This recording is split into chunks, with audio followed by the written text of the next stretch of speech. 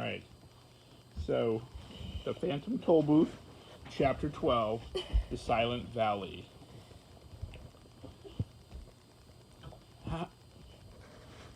How, okay, you just stop and lay down.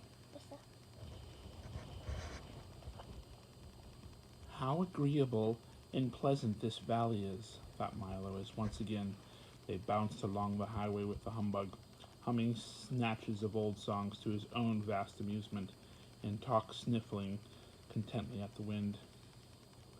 I really can't see what Dr. Discord was so concerned about. There certainly couldn't be anything unpleasant along the road, and just as the thought crossed his mind, they passed through a heavy stone gateway, and everything was very different. At first, it was difficult to tell just what had changed. It all looked the same, and it all smelled the same, but for some reason, nothing sounded the same. I wonder what happened, said Milo. At least that's what he tried to say, for although his lips moved, not a sound came from his mouth. And suddenly, he realized what it was, for Talk was no longer ticking, and the humbug, although happily singing, was doing so in complete silence. The wind no longer rustled the leaves, the car no longer squeaked, and the insects no longer buzzed in the fields. Not the slightest thing could be heard, and it felt as if, in some mysterious way, a switch had been thrown, and all the sound in the world had been turned off at the same instant. The humbug, suddenly realizing what had happened, leapt to his feet in terror, and Talk worriedly checked to see if he was still keeping time. It was certainly a strange feeling to know that no matter how loudly or softly you chatted, or rattled, or bumped, it all came out the same way, as nothing. How dreadful, thought Milo as he slowed down the car. The three of them began to talk and shout at once with absolutely no result, until hardly noticing where they were going, they had driven into the midst of a large crowd of people marching along the road. Some of them were singing at the top of their non-existent voices, and the others were carrying large signs which proclaimed, "Down with silence! All quiet is no diet. It's laudable to be audible. More sound for all." And one enormous banner stated simply, "Here, here." Except for these, and the big brass cannon being pulled along behind, they all looked very much like the resident of any other small valley to which they had never been. When the car stopped, one of them held up a placard which said, "Welcome to the Valley of Sound," and the others cheered as loudly as possible, which was not very loud at all. "Have you come to help us?" asked another, stepping forward with his question. "Please," added a third. Milo tried desperately to see who he was and where he was going, but to no avail. As he did, four more placards announced, "Look carefully, and we will tell you of our terrible misfortune." And while two of them held up a large blackboard, a third, writing as fast as he could, explained why there was nothing but quiet in the Valley of Sound. "At a place in the valley not far from here," he began, "where the echoes used to gather and the winds came to rest, there is a great stone fortress, and in it lives the Sound Keeper, who rules this land. When the old King of Wisdom drove her demons into the distant mountains, he appointed her guardian of all sounds and noises, past, present, and future. For years she ruled as a wise and beloved monarch, each morning at sunrise, releasing the day's new sounds to be borne by the winds throughout the kingdom, and each night at moonset, gathering in the old sounds to be catalogued and filled in the vast storage vaults below." The writer paused for a moment to mop his brow, and then, since the blackboard was full, erased it completely and continued anew from the top. "She was generous to a fault, and provided us with all the sound we could possibly use for singing as we worked, for bubbling pots of stew, for the chop of an axe and the crash of a tree, for the creak of a hinge and the hoot of an owl, for the squish of a shoe in the mud, and the friendly tapping of rain on the roof, and for the sweet music of pipes and sharp snap of winter ice cracking on the ground." He paused again as the terror of longing rolled from cheek to lip with the sweet, salty taste of an old memory. All these sounds, when once used, could be carefully placed in alphabetical order and neatly kept for future reference. Everyone lived in peace, and the valley flourished as the happy home of sound. But then things began to change.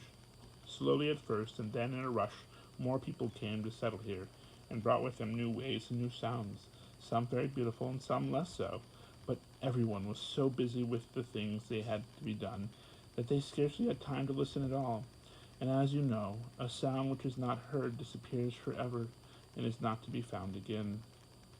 People laughed less and grumbled more, sang less and shouted more, and the songs they made grew louder, and soon everyone stopped listening for them. He again cleared the blackboard as the humbug choked back a sob and continued writing. The sound keeper grew worried and disconsolate. Each day there were fewer sounds to be collected, and most of those were hardly worth keeping. Many people thought it was the weather, and others blamed the moon, but the general consensus of opinion held that the trouble began at the time that rhyme and reason were banished. But, no matter what the cause, no one knew what to do. Then, one day, Dr. Discord appeared in the valley with his wagon of medicines and bluish smoggy dyne. He made a thorough examination and promised to cure everyone of everything, and the soundkeeper let him try.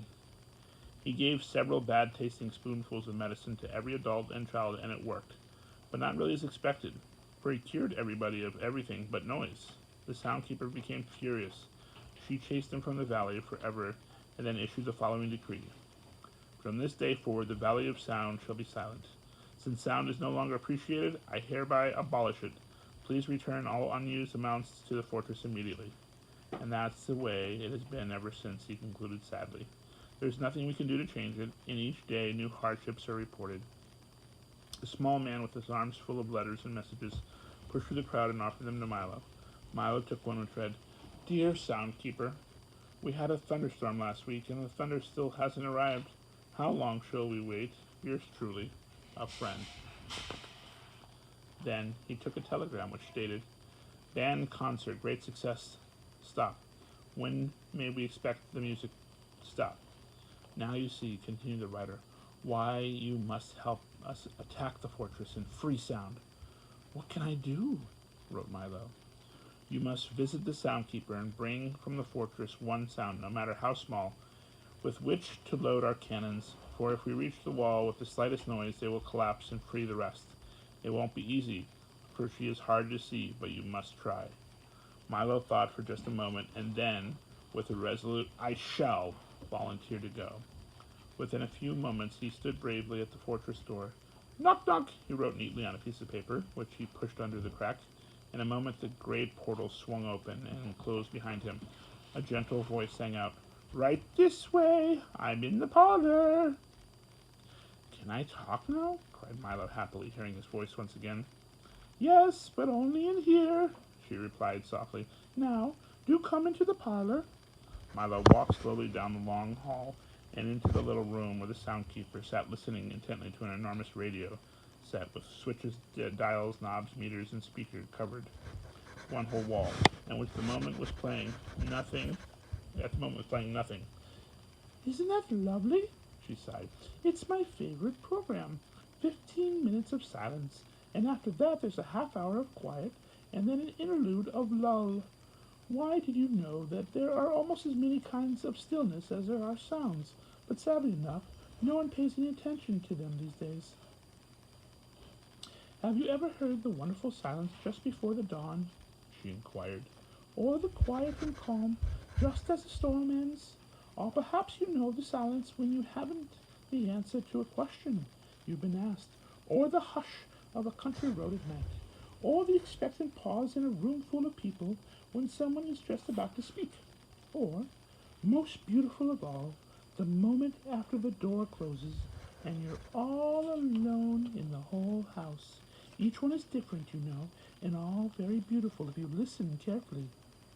As she spoke, the thousands of little bells and chimes which covered her from head to toe tinkled softly, and as if in reply the telephone began to ring too. For someone who loves silence, she certainly talks a great deal, thought Milo. At one time, I was able to listen to any sound made in any place at any time, the soundkeeper remarked, pointing towards the radio wall. But now, I merely...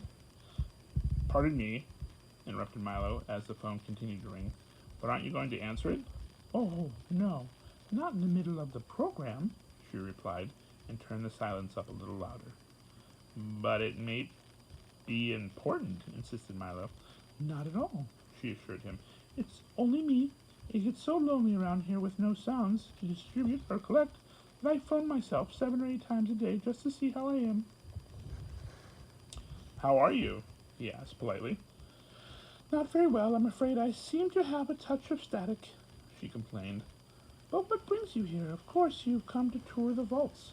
Well, they're usually open to the public only on Mondays from 2 to 4, but since you've traveled so far, I'll have to make an exception. Follow me, please. She quickly bounced to her feet, and with a chorus of jingles and chimes, and started down the hall.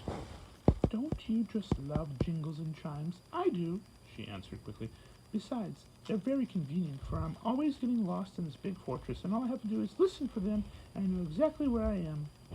They entered a tiny cage-like lift and traveled down for a full 3/4 of a minute, stopping finally in an immense vault. Whose long lines of file folders and storage bins stretched in all directions from where here began to where there ended, from the floor to ceiling.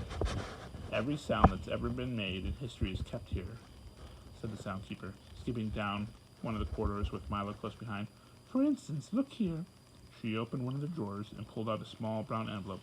This is the exact time Lord Nelson whistled as he paced the deck on the misty morning of Traglifar in 1805.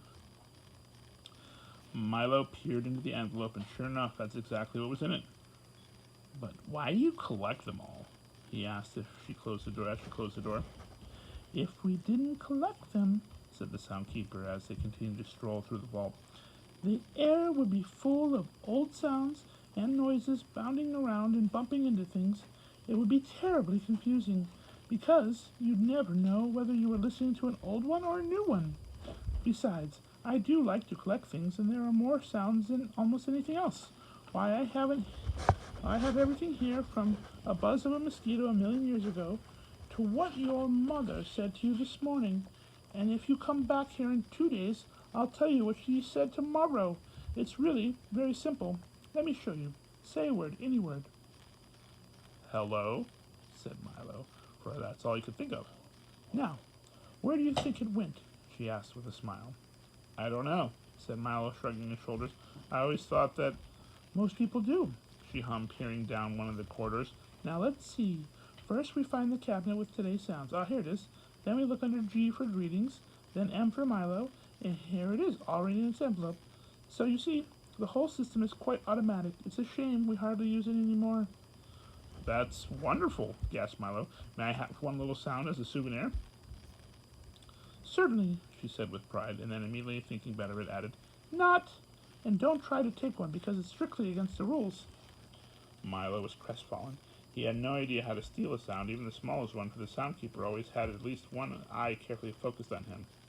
Now for a look at the workshops, she cried, whisking him through another door and into a large abandoned laboratory full of old pieces of equipment, all untended and rusting. This is where we used to invent the sounds, she said wistfully. Do they have to be invented? Asked Milo, who seemed surprised at almost everything she told him. I thought they just were. No one realizes how much trouble we go through to make them, she complained.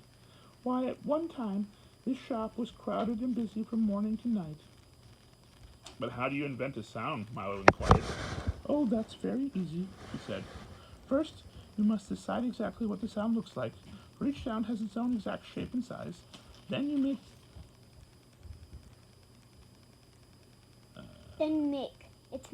Then you make some of them here in the shop, and grind each one 3 times into an invisible powder, and throw a little of each into the air every time you need it. But I've never seen a sound, Milo insisted. You've never seen them out there, she said, waving her arm in the general direction of everywhere. Except every once in a while on a very cold morning when they freeze. But in here, we see them all the time. Here, let me show you. She picked up a padded stick and struck a nearby drum bass 6 times. 6 large, woolly, fluffy cotton balls, each about 2 feet across, rolled silently out onto the floor. You see, she said, putting them into a large grinder. Now listen, and she took a pinch of the invisible powder and threw it in the air with a boom, boom, boom. You know what a hand clap looks like? Milo shook his head. Try it, she commanded. He clapped his hands once, and a single sheet of plain white paper fluttered to the ground. He tried it 3 more times, and 3 more sheets of paper did the very same thing. Then he applauded as fast as he could, and a great cascade of papers filled the air. Isn't that simple? And it's the same for all sounds. If you think about it, you'll soon know what each one looks like. Take laughter, for instance, she said, laughing brightly, and 1,000 tiny, brightly colored bubbles flew into the air and popped noiselessly. Or speech, she continued. Some of it is light and airy, some sharp and pointed, but most of it, I'm afraid, is just heavy and dull. How about music? Asked Milo excitedly. Right over here, we weave it in our looms. Symphonies are the large, beautiful carpets with all the rhythms and melodies woven in. Concertos are those tapestries, and all the other bolts of cloth are serenades, waltzes, overtures, and rhapsodies. And we have some of the songs that you often sing, she cried, holding up a handful of brightly colored handkerchiefs. She stopped for a moment and said sadly, We even had one section over there that did nothing but put the sound of the ocean into seashells.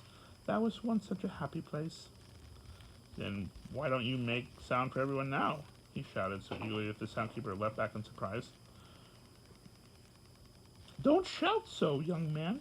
If there's one thing we need more of around here, it's less noise. Now come with me and I'll tell you about it, and put that down immediately. Her last remark was directed at Milo's efforts to stuff one of the large drum beats into his back pocket.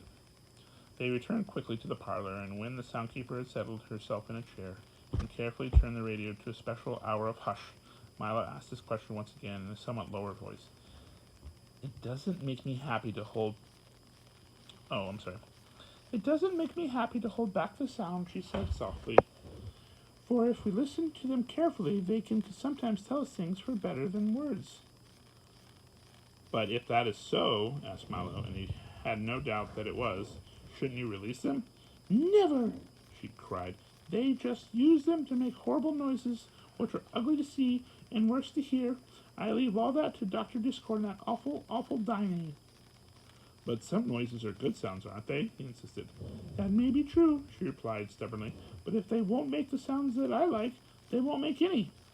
But, he started to say, and got no further than that, for while he was about to say that, he didn't think that was quite fair, a thought to which the obstinate soundkeeper might not have taken kindly. He suddenly discovered the way he could carry his little sound from the fortress.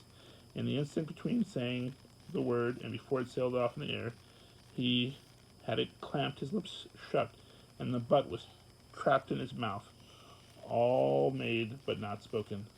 Well, I must not keep you all day, she said impatiently. Now turn your pockets out so that I can see that you didn't steal anything, and you can be on your way.